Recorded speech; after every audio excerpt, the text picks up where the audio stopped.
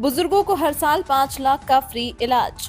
आयुष्मान योजना में जुड़ेगा 70 से अधिक आयु वालों का नाम। केंद्र सरकार द्वारा आयुष्मान भारत योजना में 70 वर्ष से अधिक उम्र के बुजुर्गों के लिए किए गए नए प्रावधान से प्रदेश में 50,000 से अधिक ऐसे लोगों को और लाभ मिल सकेगा जो आयकर दाता हैं।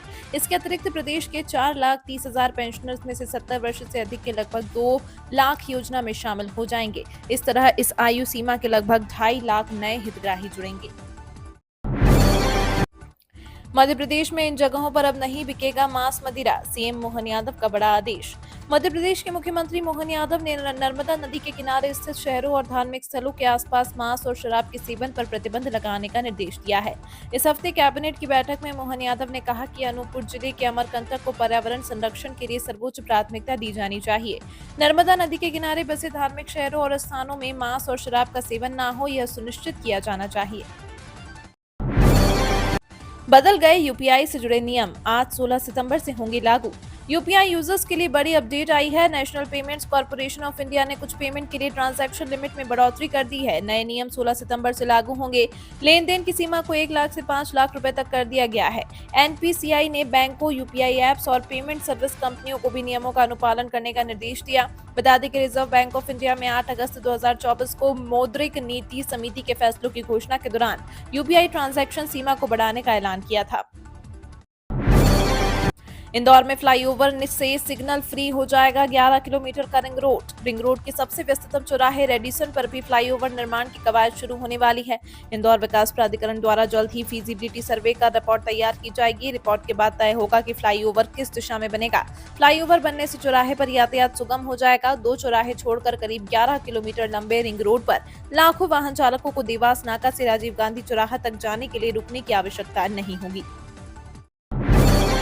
लाडली बहनों को कब 450 रुपए में मिलेंगे गैस सिलेंडर, कांग्रेस ने उठा दिया बड़ा सवाल। मध्य प्रदेश में इन दिनों राजनीतिक सरगर्मियां तेज हैं। दोनों दल एक दूसरे पर आरोप प्रत्यारोप लगाते रहते हैं। इसी बीच मोहन सरकार ने अपने कार्यकाल के 9 महीने पूरे कर लिए हैं, जिसके बाद पीसीसी चीफ जीतू पटवारी ने सरकार से 9 सवाल पूछे। उन्होंने निशाना साधते हुए लिखा कि आपकी जमीनी हकीकत काफी निराशाजनक है।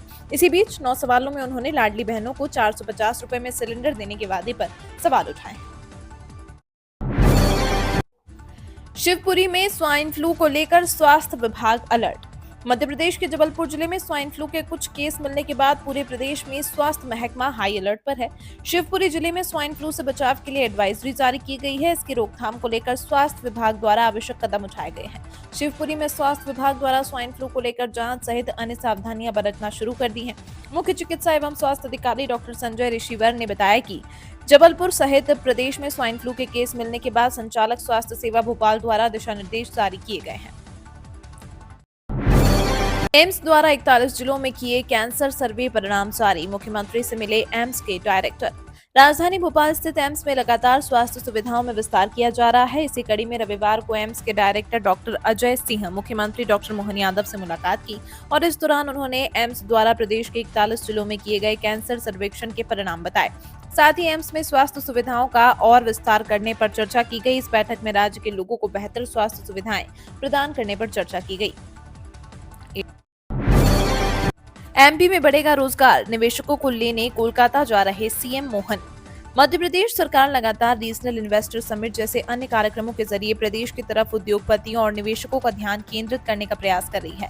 इसी प्रयास में अब मुख्यमंत्री डॉक्टर मोहन यादव पश्चिम बंगाल की राजधानी कोलकाता में निवेश के अवसरों पर होने वाले इंटरैक्टिव सत्र में हिस्सा लेने जाने वाले हैं। यह इंटरैक्टिव सत्र 20 सितंबर को कोलकाता के 5 स्टार होटल JW मैरियट में होगा। मध्य प्रदेश में दुकानदारों को सीसीटीवी कैमरे लगाना अनिवार्य। इंदौर ने देश के सबसे सुरक्षित शहर होने की दिशा में भी कदम बढ़ा दिया है। इस व्यवस्था में तकनीक से हाथ मिलाया जा रहा है और निगरानी की जिम्मेदारी 56,000 से ज्यादा कैमरे की आंखों को सौंपी जाएगी। शहर में विभिन्न स्थानों पर अब सीसीटीवी कैमरे लगाए जाएंगे ताकि अपराध पर काबू पाया जा सके।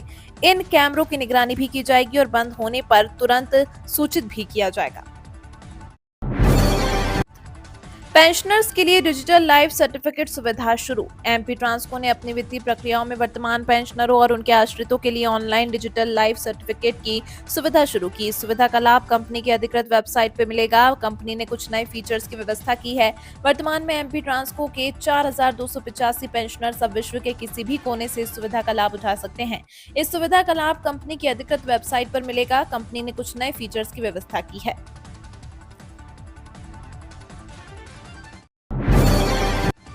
आधार कार्ड पर सरकार का बड़ा अपडेट। अगर आपने अपने आधार कार्ड को अभी तक अपडेट नहीं कराया है तो ये खबर आपके काम की है। भारतीय विशिष्ट पहचान प्राधिकरण ने आधार अपडेट कराने की फ्री योजना चला रही है। आपको बता दें कि यूआईडीएआई ने आधार अपडेट की तारीख बढ़ा दी है। फ्री में आधार अपडेट कराने की पहली तारीख 14 सितंबर थी। जानकारी की माने तो यूआईडीएआई ने अब इसे बढ़ा दिया है। भारतीय विशिष्ट पहचान प्राधिकरण ने आधार अपडेट की मुफ्त योजना की अंतिम तिथि को 14 दिसंबर 2024 तक बढ़ा दिया है। भोपाल मेट्रो ट्रेन प्रोजेक्ट दिसंबर में कमर्शियल रन करना है और अभी आईटी के 10 काम बाकी। भोपाल मेट्रो ट्रेन प्रोजेक्ट में आईटी सिस्टम के 10 काम यात्रियों को राहत देंगे। मेट्रो को आमजन के लिए हाईटेक यही बनाएंगे, लेकिन इनका काम अब तक पूरा नहीं हो पाया। MD metro train project S Krishna Chaitanya ने बैठक लेकर कामों को इसी माह पूरा करने के निर्देश दिए। मेट्रो में आईटी के ये काम देंगे राहत। ऑटोमेटेड फेयर कलेक्शन सिस्टम से यात्री स्मार्ट कार्ड, मोबाइल ऐप या क्यूआर कोड के माध्यम से यात्रा के लिए भुगतान कर सकेंगे। शहर की सड़कों पर पेचवर्क की रिपोर्ट तैयार। बारिश में बह गया पेचवर्क। शहर की सड़कों के पेचवर्क पर पीडब्ल्यूडी का किया खर्च। बारिश के पानी में बह गया, गड्ढे फिर से उभर गए और अब फिर से पेचवर्क करना होगा। सड़क सुधार को लेकर तैयार रिपोर्ट में ये बात कही गई है। भोपाल में आज 16 सितंबर तक शासन को रिपोर्ट देना है।